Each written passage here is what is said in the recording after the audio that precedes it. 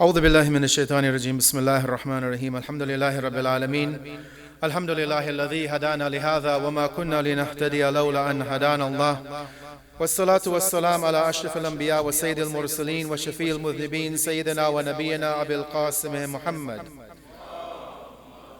اللهم صل على محمد وآل محمد والصلاة والسلام على أهل بيته الطيبين الطاهرين المعصومين المظلومين المنتجبين لا سيما مولانا وسيدي صاحب العصر والزمان روحي وأرواح العالمين له الفداء وأجل الله تعالى فرجه الشريف ولعنة دائمة على أعدائهم ومنكر فضائلهم إلى الآن إلى قيام يوم الدين أما بعد رب اشرح لي صدري ويسر لي أمري واحلل عقدة من لساني يفقهوا قولي.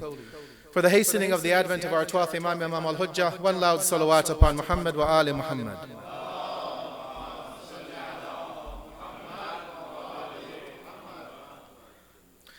So this evening and next week, I want to begin a thread of discussions on the month of Ramadan.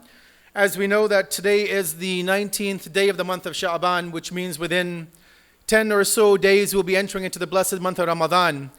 And so I thought I would take this opportunity for tonight and next week to look at a topic which is from ritual to spiritual, the philosophy, the fiqh and the philosophy of fasting.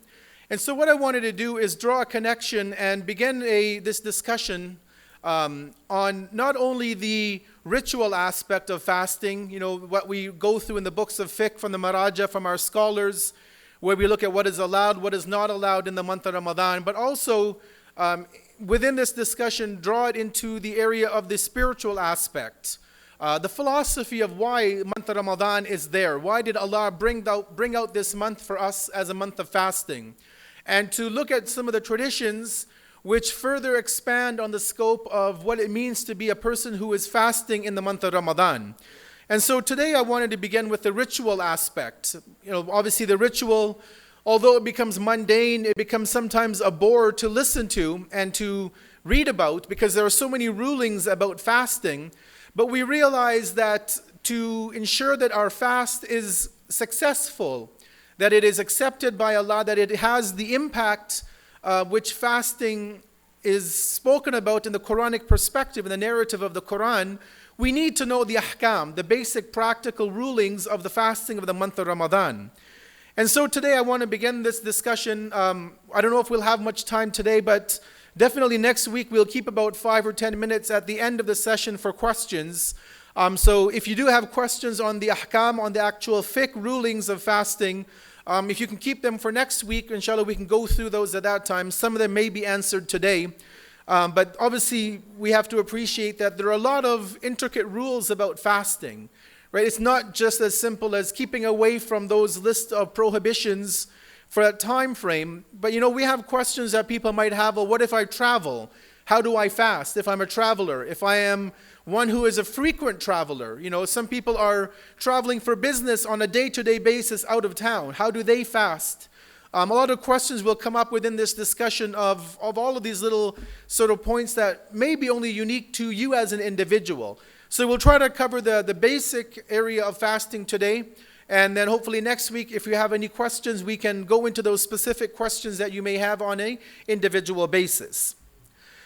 When we look in the Quran, we see that Allah talks about the month of Ramadan in the Quran and this concept, this practice of fasting in chapter number 2, Surah Baqarah.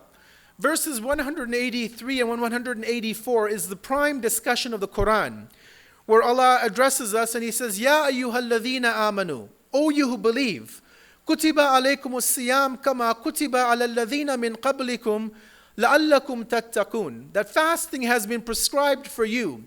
Fasting has been made an obligation upon you, just as those nations that came before you had a form of fasting, so that maybe, perchance, perhaps you may gain in taqwa. And you can look, you know, in religious sources. We know our Christian brethren, they have a concept of fasting, whether it be in Lent. They have other times of the year when Christians fast. Some traditions, whether it be in Buddhism, in Hinduism, in Judaism, they may have a fast of not eating, maybe some of not drinking, some might have a fast of not having dairy products, some only eat a particular type of food. And so every religion we see, even today, we see that all of these world traditions, they have a concept of fasting within their particular dispensation. And so we see that Allah has put, and previous prophets, when they brought these teachings to their own societies, that they gave them a form of fasting. And Allah tells us that one of the principal outcomes of fasting, which we'll look at more next week, but is to gain in taqwa. But then Allah combines the ritual and spiritual in this verse, or in these two verses. He talks about the spiritual aspect, gaining taqwa. But then even Allah goes into the ritual, and He says what? He says that this fasting is for ayyaman ma'dudat, is a set number of days, right? We don't fast for 50, 60, 100 days, nor do we just fast for a weekend. It's a set number of days according to the moon and the sighting of the moon when it is seen, the new moon, and when the end of the month comes and the moon of the next month of Shawwal is seen. But then Allah shows us that whoever amongst you is sick or on a journey, then he should fast a like number of days after the month of Ramadan. So Allah is also combining both the spiritual aspect of fasting, the taqwa, and also the ritual, that you know what, if you're sick, there's rulings to follow. If you are on a journey and you can't fast, there's rules to follow. If you're pregnant, you can't fast, there are rules to follow. If you're breastfeeding, you can't fast, there are rules to follow. So Allah says, and those who are not able to fast, they may affect a redemption, the fidya, by feeding a poor person. So again, Allah combines this aspect of not being able to fast and what you have to do to make up with that. So again, the philosophy and the fiqh, the jurisprudence, is also there within the verses of Allah. And so we see that Allah brings up the same understanding that Ramadan and the fasting is not only about keeping away from certain things for a spiritual benefit, which obviously is what all of us should be aiming to achieve, is a spiritual outcome of the month of Ramadan, but also that there are rules to follow, that this entire month is governed by rulings and things that we have to actually learn and that we have to implement within this month of Ramadan. Now, obviously, when we look at what fasting is, we have the definition given by our Maraja. Allah gives a general understanding in the Quran. But the ruling from Ayatul Sistani in ruling number 1529, and I've abbreviated this a bit and added a bit more context into it, that basically fasting is that a person abstains from 8 specific things, which we'll look at shortly, from a short period before the time of the Subuh prayers, and must also refrain from doing anything which invalidates the fast for a short period after the time of Maghrib, in obedience to the commands of Allah and to seek His pleasure. So I highlighted 2 important parts of this sentence, that before the time of Subuh prayers, because we know that as Muslims we don't fast at sunrise, we don't fast at the time of the adhan of Fajr, but rather, as the Sayyid mentions, that we have to start fasting just before that time. And that's why on our calendars, on our software, on our smartphones, you'll see there's a time called imsak. Right? Imsak literally is a time to stop doing something. In our case, it's to stop eating and drinking and all of those things that would invalidate our fast. And so this is important to keep in mind, that fasting doesn't begin, if our prayer calendar shows Fajr at 3:30, it doesn't mean you can eat until 3:29 and 30 seconds, right? And people think this, well, you know what, the adhan hasn't gone on my phone yet, or my little alarm clock on my desk hasn't played the adhan, so I can still eat. No, the Sayyid clearly shows that you need to stop before the time of Subh, and that can be different for everybody. We don't know for sure that that is the time of Fajr. These calendars are made by people from our community who have done their due diligence. They've done a great effort, but you know what, at the end of the day, they're also approximations. Right? And so that's why even when it comes to namaz and the prayers, we say that yes, if adhan is at 1:30, don't pray exactly at 1:30, but by the time you give adhan, you prep yourself up that 3 or 4 minutes, hopefully the time for prayers has then begun. So we have to keep in mind in Ramadan that we don't start right at the time of Fajr and also at the end of the fast. Right? Just because the muaddin is here giving the adhan at Maghrib doesn't mean you run and you grab a sandwich. Right? We should, as Sayyid says, wait for a short period after Maghrib so that we're sure that the time has actually settled in and then we begin to break our fast. So, sometimes in our communities, it's a tradition that we'll finish Maghrib at least, and then hand out dates, for example, to the people who are in the congregation. Because that 3 or 4 minute window won't kill us to fast 3 or 4 minutes extra. But if we are to break our fast prematurely, then obviously there is a possibility that that fast would be rendered null and void.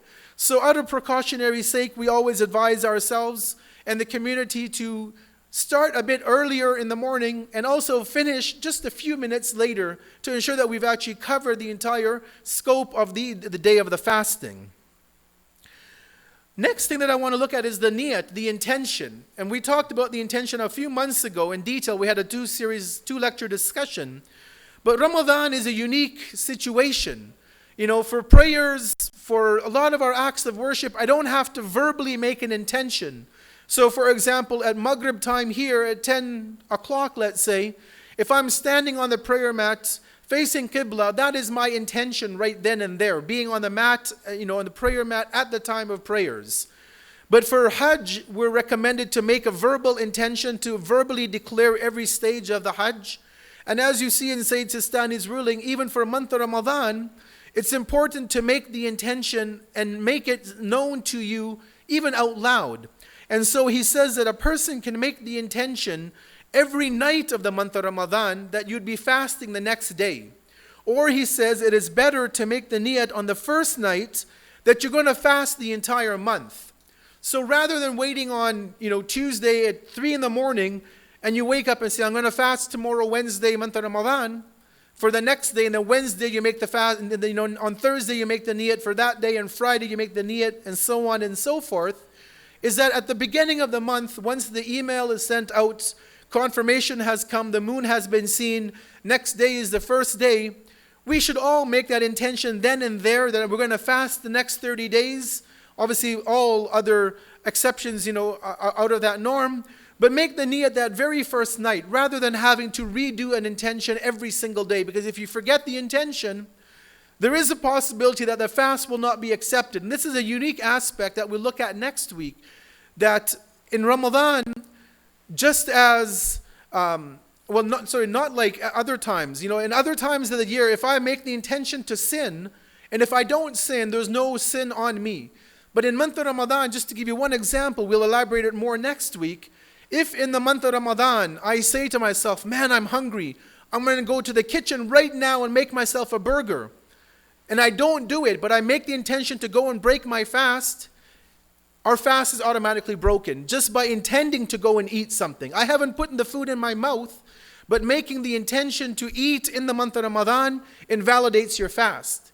So we see that Ramadan has a unique change in the rules, that even your intention can actually invalidate a fast. And your intention can also confirm a fast. So again, this is something that we should do on the very first night, is make the niyat that we're going to begin that fast from that period for the next 30 days or 29, whatever we have in the month of Ramadan. Because we're looking at the ritual aspect, I want to go into the things that break the fast. Not the spiritual acts. I'll go over that again next week. What are the things that we do that are on a spiritual level which can actually compromise our month of Ramadan? But look at the things that are on a practical, on a physical level that we might do that would invalidate our fast. And our scholars give us 8 things that break our fast. Traditionally, I'm sure our madrasa children might say, well, there are 9 things that we studied in madrasa. Correct? I don't know if people remember back to the madrasa days, but usually there are 9 things that we talk about. And if you look at Sayyid Sistani's old version of his Islamic rules, he talks about 9 things that invalidate. He changed it to 8. So he removed one of them, which is immersing your head under water. So theoretically, you can now swim in the month of Ramadan. It doesn't invalidate your fast. That was there 15 years ago, but as of his newest Islamic rulings, which came out only about a year ago, that ruling is now out of the books. So he has 8 things now that invalidate our fast if done within the confines of the period of fasting. Number 1, obviously, is eating and drinking in any of that time of the fasting period. And let me just mention here as sort of a side note that there are exceptions to a lot of these rules. right? So if somebody unintentionally ate or drank, your fast is not void. In fact, even he mentions if a mother is cooking food, or the wife is cooking food, and maybe even the husband, I think, because a lot of men nowadays, we're in the kitchen as well. If you taste food to make sure enough salt is in the food, but you don't swallow it, that doesn't invalidate your fast. Or he even gives the example of feeding food or eating food in your mouth to feed a bird. That doesn't invalidate your fast, as long as you don't swallow the food, but you just chew it to break it up. So they're very hypothetical examples, but he gives this leeway. So just to show us that it's not a black and white ruling, there are multiple areas of deviation within the rules which would allow us to do certain things, and it wouldn't invalidate the fast necessarily immediately. Do you have a question? Yes.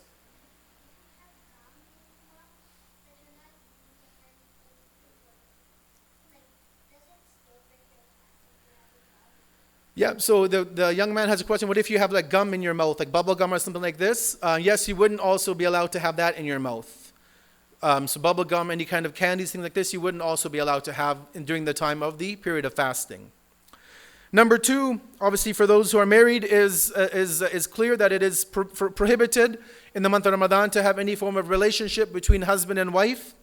Number three, masturbation to the point of ejaculation also is prohibited in the month of Ramadan, and there's a heavy penalty which we'll get into after this.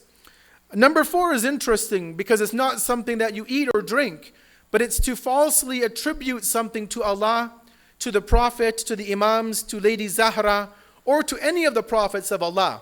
So in the month of Ramadan, if a person comes and says, Allah says this, and this in the Quran, and there's no such verse, and you've done so intentionally, your fast is broken. Or you say the Prophet has said this hadith, or Amir al-Mu'mineen has said this.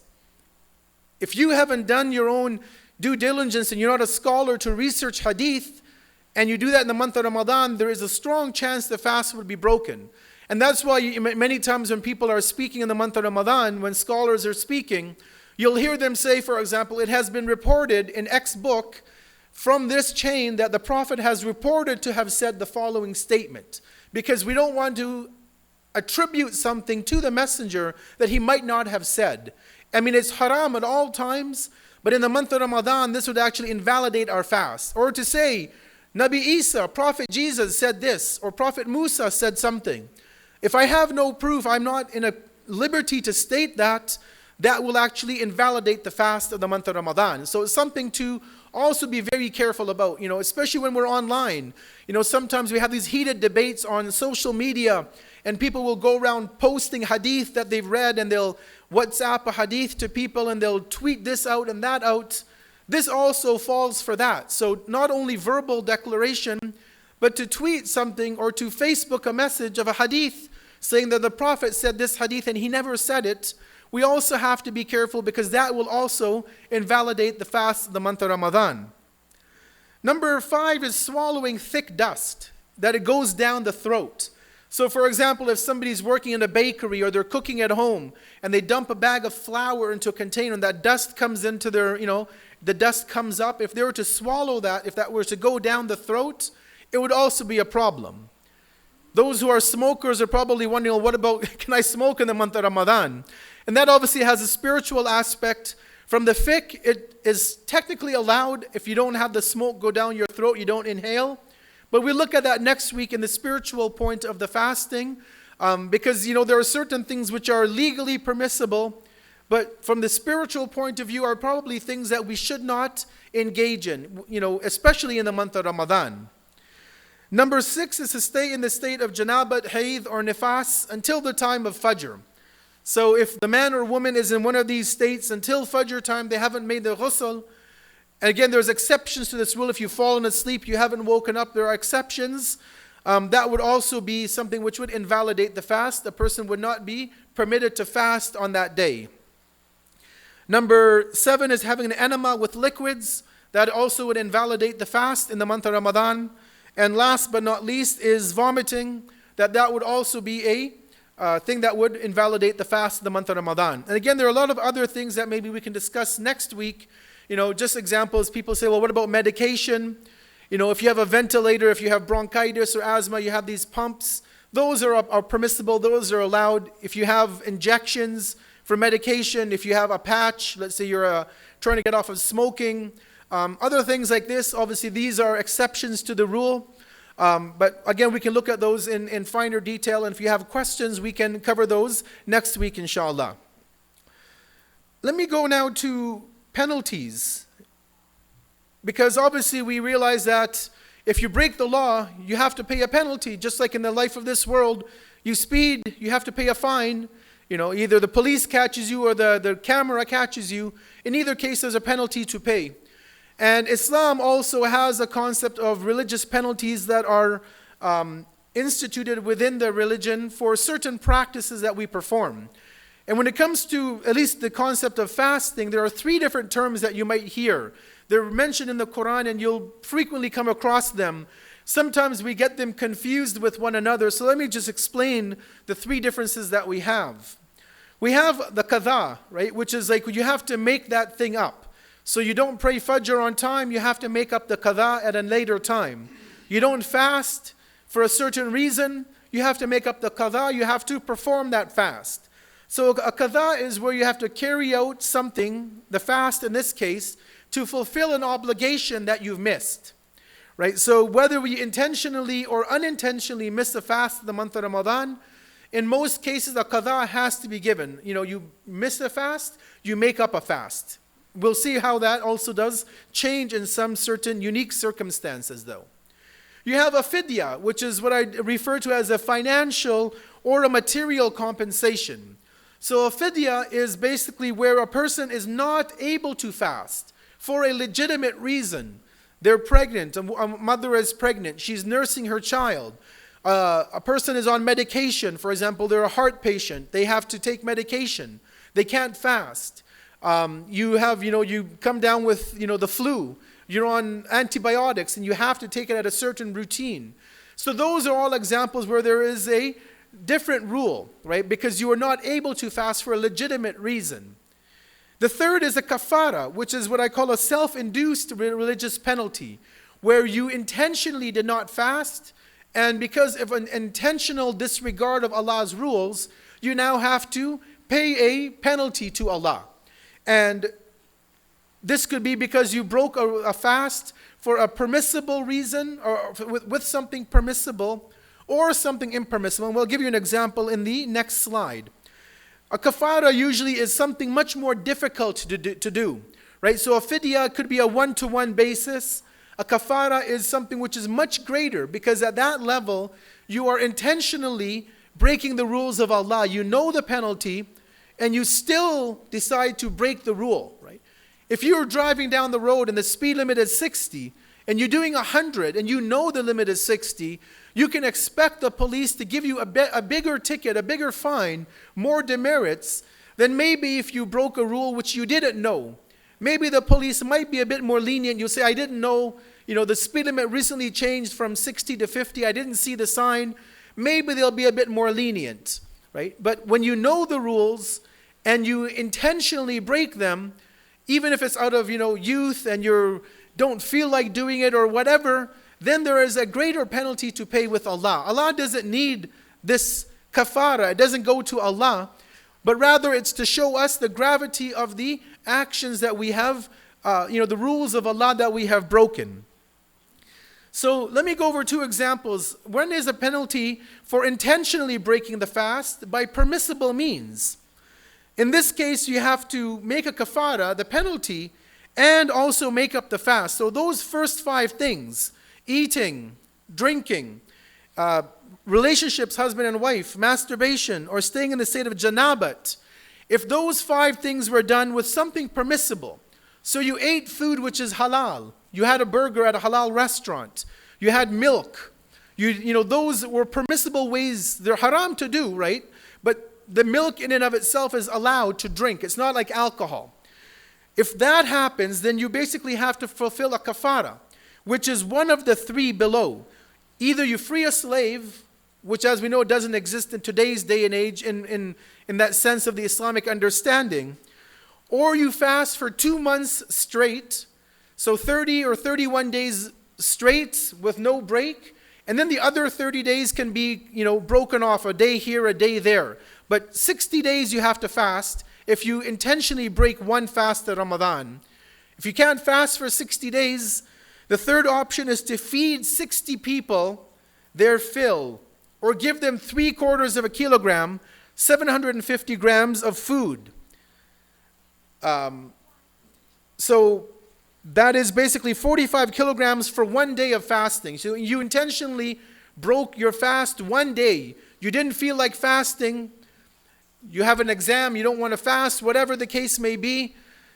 You have to give 45 kilos for 1 day of fast that you intentionally break, which, looking at prices of rice online today in Edmonton, the best quality rice, because we traditionally eat the best food at home, so we should give the best to the needy. It comes to about $172 for one fast. And if you do that for the whole 30 days, you get about a $5,000 debt on your head if you break the fast for the whole month, if you intentionally don't fast. Or you fast 60 days for a fast, so that's 1,800 days, which is about 6 years straight. So if you can fast for 6 years, go ahead, but if you can't, then you have to pay the penalty. And so that is the penalty, the kafara for breaking your fast was something which was allowed to do. So you drank milk, which is a permissible thing to drink, but the penalty is that. Yes? You still have to do the qada, correct, yeah. So you still have to make up that one fast as well, and on top of that, then the kafara you have to give. Thank you.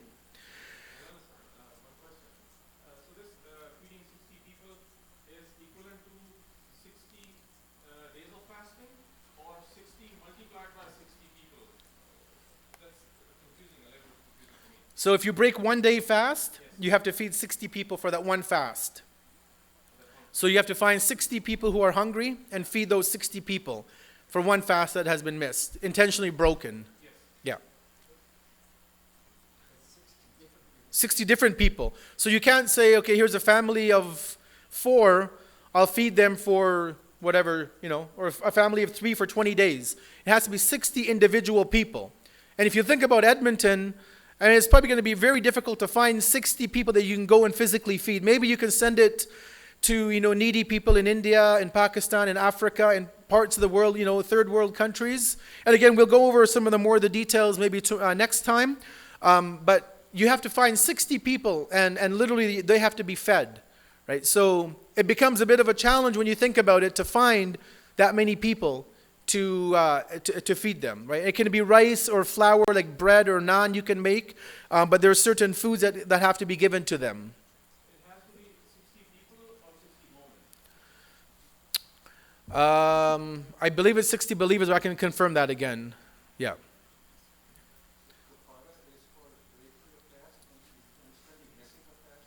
Yes, so intentionally, for example, I wake up or I say, you know what, I don't feel like fasting today. You still have to pay that kafara, yeah. So next slide is when you penalty for intentionally breaking by impermissible means.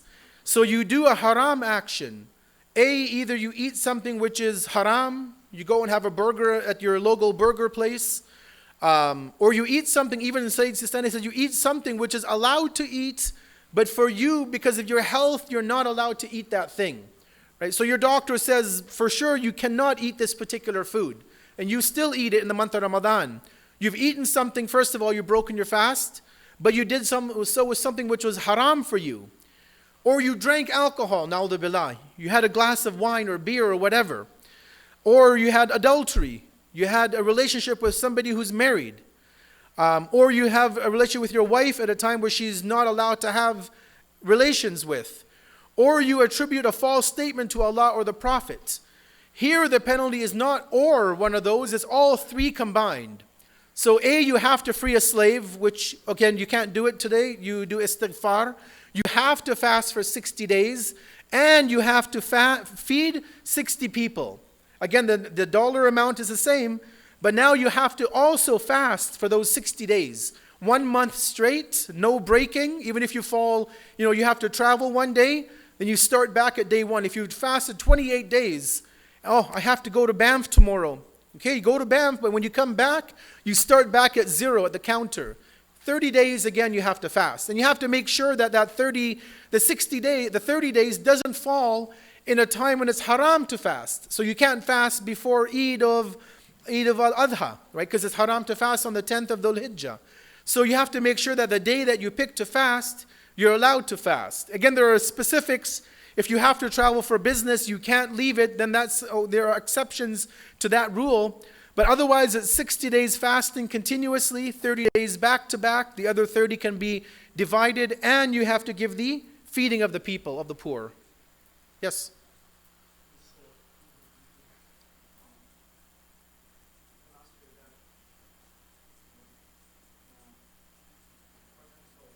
Mm-hmm. Yes.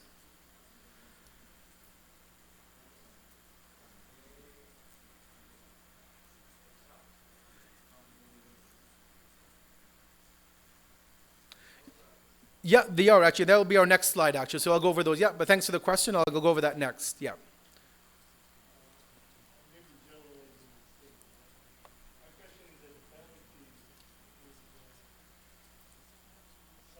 Mm.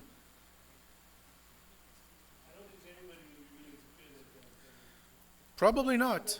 Yeah, yeah, sure. Mm-hmm.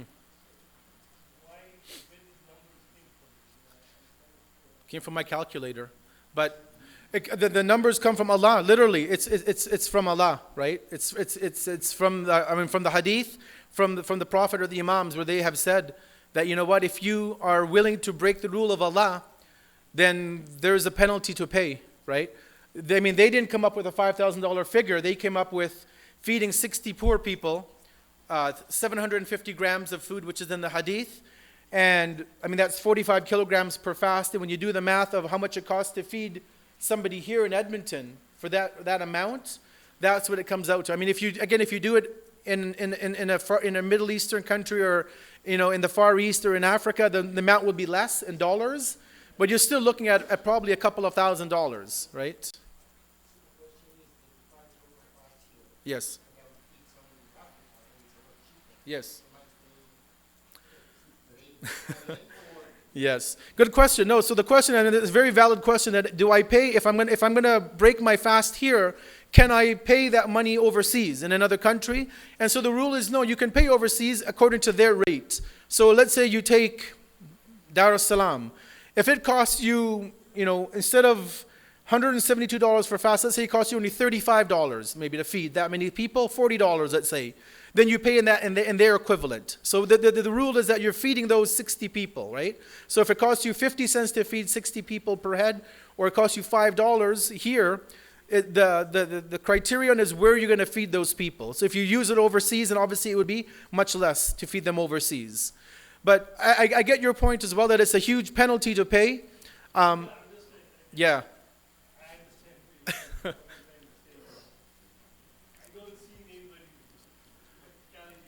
I fully agree. Mm-hmm. Yeah.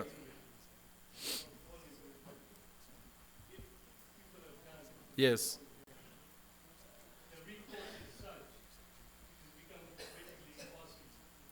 So there is, no, I fully agree with you. Yeah, yeah. So, in English we say that don't do the crime if you can't do the time, right?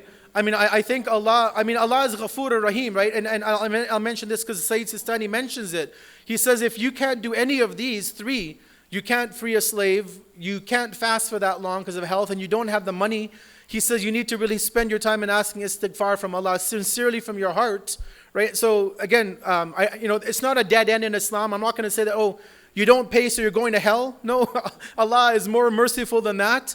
He says you do istighfar, right? You do sincere repentance. And repentance, obviously, we know it means that we don't do that action again, right? So if I really can't afford $5,000, and I know for a fact that I can't do it, I can't mortgage my house, I can't, second mortgage, I can't sell my stuff, okay, then I have to do istighfar, and make sure that I'm truly remorseful for what I've done. But it shows us that when it comes to Allah's rules that, the penalties are definitely difficult. But if again, I have to realize, that The rules are there for a purpose, just like in Canada. You know, I yeah. You know, when you're in Toronto, if you drive on the 401, 50 kilometers over the speed limit, they can impound your car and a $10,000 fine for 50 kilometers over the limit. So I find that pretty harsh as well, but I know that when I see that sign on the 401, I know I'm not going to go that fast because I can't afford $10,000 fine, nor can I afford my car to be impounded. So I'm gonna watch that limit, right? So ideally, us as Muslims, we should also see that sign that Allah says that this is the penalty, this is the fine, right? You know, and hopefully that would be a deterrent for us to not break that rule. Yes.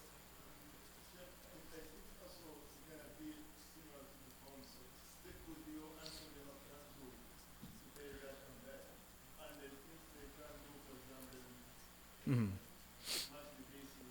Yes. Yeah.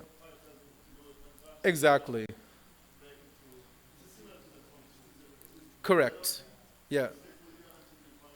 Yeah.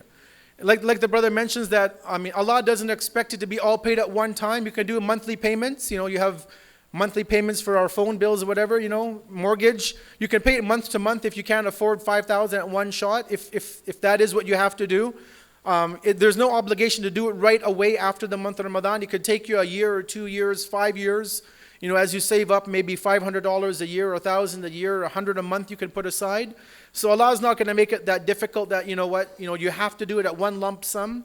It can be done over the course of time as well, but obviously that has to be maintained. Obviously you have to be keeping an account and a track of what is owed to Allah.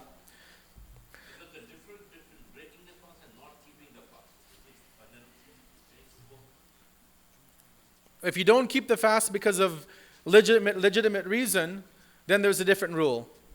And if you break the fast intentionally, then there's a different ruling, right? Okay, but is a person not keeping it for health reason, or they don't want to fast?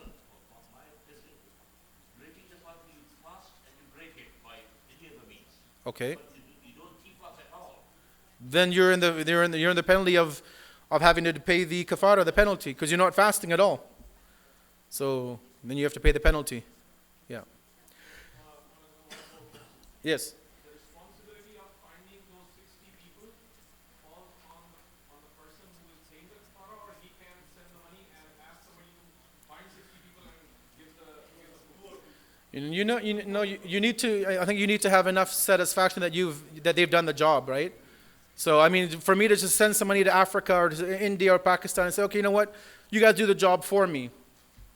No, you have to be a bit more vigilant and make sure that job is being done, obviously, right? Take it to a reputable organization or an individual or an institution who you know will actually do the job for you, right? It's just like when we have, you know, namaz or fasting or prayers for our deceased parents, right? I can't just say I'm going to send the money to some guy in overseas because he needs money and I'll get him to do it for me. I have to make sure that he knows the rules, he's doing it properly, that he's going to actually do what he's going to do. So we have to have some due diligence on our part.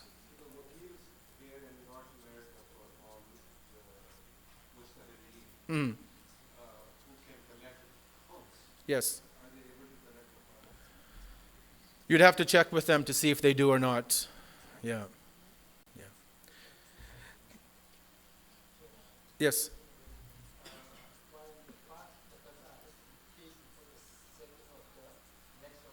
Mm-hmm.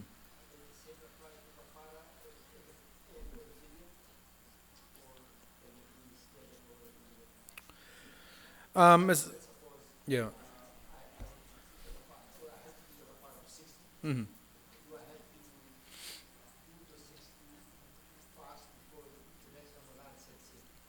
As far as I recall, no, you don't have to. There's no urgency to do it immediately. No. No. But I'll check that just to confirm. Yes. Yeah. Yes. Last one.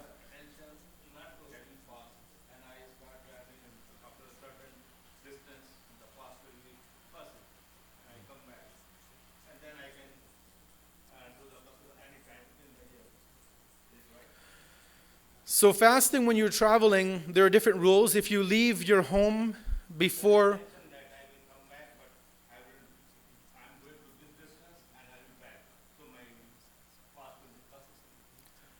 Your fast will be, well, if you leave your home and travel more than 44 kilometers, if you've left after the time of Dhuhr, you have to fast. You can't break your fast. If you leave before Dhuhr, once you pass that limit, the Hadd Tarakhus, the limits of your city and that distance, then you're allowed to break your fast at that point in time once you pass that limit.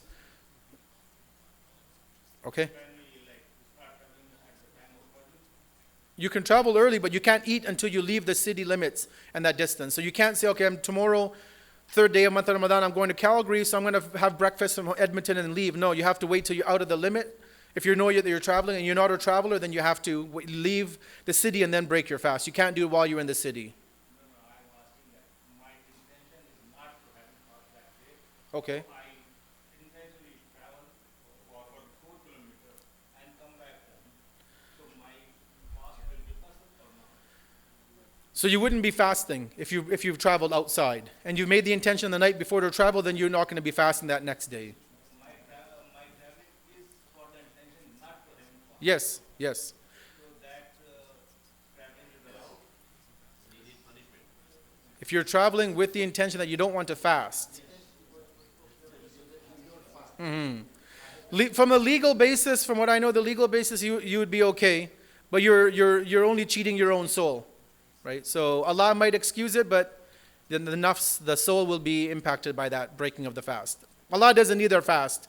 Really, it benefits us at the end of the day, right? So time is running out, so I'm going to skip really quickly to the last one. So people who are exempt from fasting, obviously Allah realizes, as the Quran said, that not all of us can fast.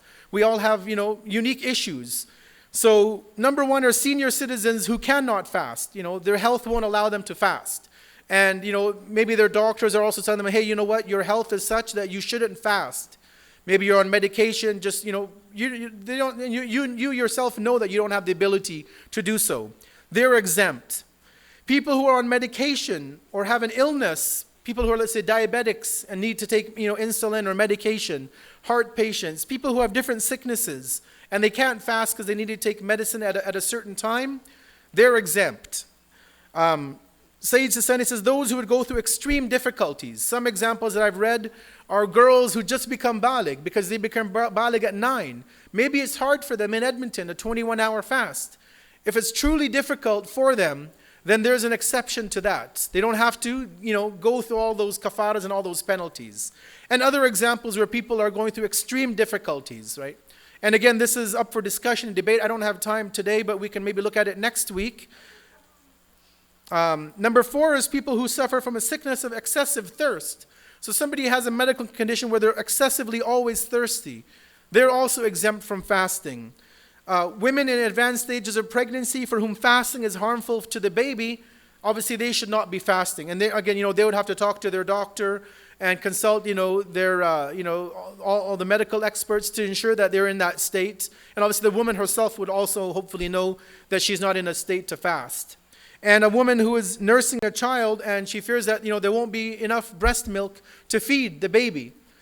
That also is a legal, valid reason for a woman not to fast in the month of Ramadan. And there's no penalty on them. So these 6 groups, there's no penalty in the sense that they have to do a lot of extra things, but there are some things that they have to do, which is what we call the fidya, which I'll just go over very briefly here. So the fidya, and then also I'll make sure this PowerPoint is put online onto the Jamaat website for those who want to refer to it for the details. So the fidya for those 6 groups is that first is that they have to, if they're able to, make up the fast before the next year, month of Ramadan.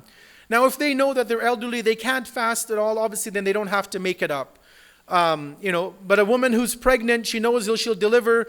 Maybe she has an opportunity, but maybe she might not because maybe she'll be nursing, right? So she can't make up the fast. Obviously, all of these examples will have their own separate rulings for them. But those who cannot fast need to give the fidya, which is 3/4 of a kilogram, 750 grams of food to a needy Shia. And here the word is Shia. It has to be a Shia. It can't be a non-Shia for the fidya. And an approximate amount, again, based on calculations of food in Edmonton, is about around $3 a fast for rice, for a good quality rice. So about $90 for the entire month. It's mustahab to give double the amount. So mustahab, the wajib is the 750 grams. it's mustahab to give double the amount, because again, at the end of the day, we're only helping our own needy brothers and sisters around the world. So again, based on, it could be flour, if you eat, if you want to give flour for bread or for naan, or you give rice, there's a few different options available. I use the example of rice at about $3 a fast. So again, woman who's pregnant, she can't fast, it's about $100, $90. Person on a medication, a sickness, elderly, they would follow this rule. As the Sayyid mentions, that if a sick person becomes capable of fasting later on in the year, as a recommendation, he should offer the qadha, or she should offer the qadha. So you can't fast, you've given the fidya, now you find 3 months later, it's December, you're feeling a bit better, your health is back, is recommended to fast again, right? Again, it's for the self, it's all about the nafs, about me being a better human being, and fasting is for that taqwa to be attracted to us.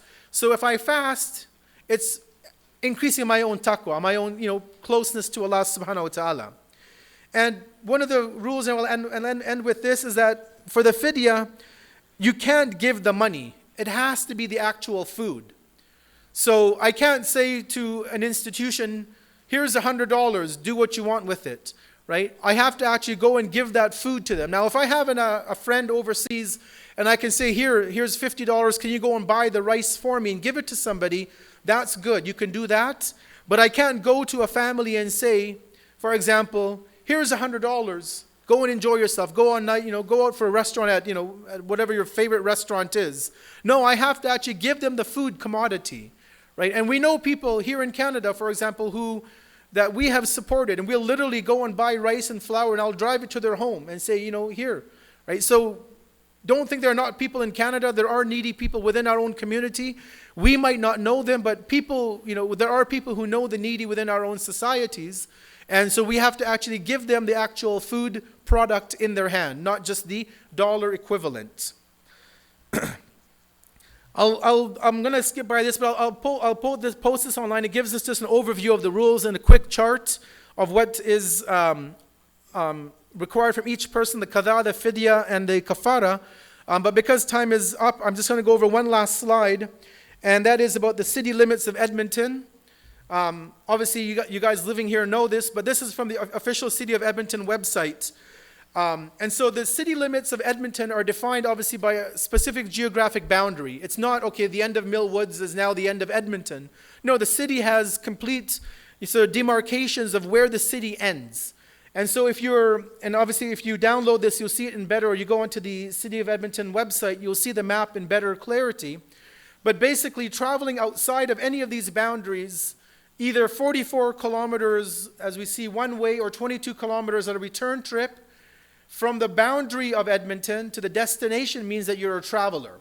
So it doesn't mean, okay, because I'm in Mill Woods now, and I go up to the north end to the Iraqi center, let's say, which is 30, 40 kilometers, I'm a traveler. No, I'm still within Edmonton, right? So I have to measure the distance from the boundary of Edmonton. So, up here you see this is the Canadian Forces base up here, where this pointer is. So basically from here is the boundary. So if I'm at this road up here and I'm leaving Edmonton, or let's say from here to St. Albert, and now I travel 44 kilometers out from this line, I don't know, maybe up to here or something, let's say, then I'm considered as a traveler. I can't say, well, I live way down here in Mill Woods in the south side, so 44 kilometers takes me to, let's say, to the downtown. Now I'm a traveler. No, I have to actually go from the boundary of the city and then go out from there.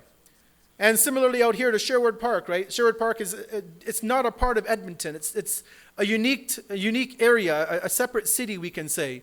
So even if I'm all the way on this end of Edmonton, if it takes me like 50 kilometers to get to here, I'm still in Edmonton. So my 44 kilometers doesn't start until the boundary of Edmonton. So, Sherwood Park is only maybe 4 or 5 kilometers away, I think, or 10 kilometers, I don't know. But it would have to be past that boundary. And so obviously this kind of a thing you'd have to look at for your own traveling. If you're in Toronto, obviously the GTA is it's a couple hundred kilometers from east to west, from north to south. But the boundaries of the city are defined by the city council, by the government, and you have to follow that boundary. And when you leave their city limits and you cross that limit, that's when the fast can actually, be considered you as a traveler, and you break your fast. I'll end with this, but just also a reminder that there are a lot of specific rules, right? So just to me to say that if you're fasting, you're traveling, you don't fast is not that easy, because if you're a traveler, you work as a taxi driver, you're an airline pilot, you have to fast still because traveling is your profession. Or you work for a company where they send you off to America every week for business, for 2 or 3 days for business. You have to fast because now traveling is a part of your profession, right? So in those examples, which we can't get into today, a traveler still has to fast. So we'll end there, inshallah. We'll finish off with the ziyarah for this evening. Inshallah, we'll continue next week with more of the spiritual aspect of the month of Ramadan and what would invalidate our fast from a spiritual perspective. We ask Allah to give us the tawfiq to be able to continue in this blessed month of Sha'aban. We ask Allah to give us the tawfiq to enter to the blessed month of Ramadan, and that we all are given a good health and the ability to fast during this blessed month of Ramadan. ربنا تقبل منا إنك أنت السميع العليم صلوا على محمد وآل محمد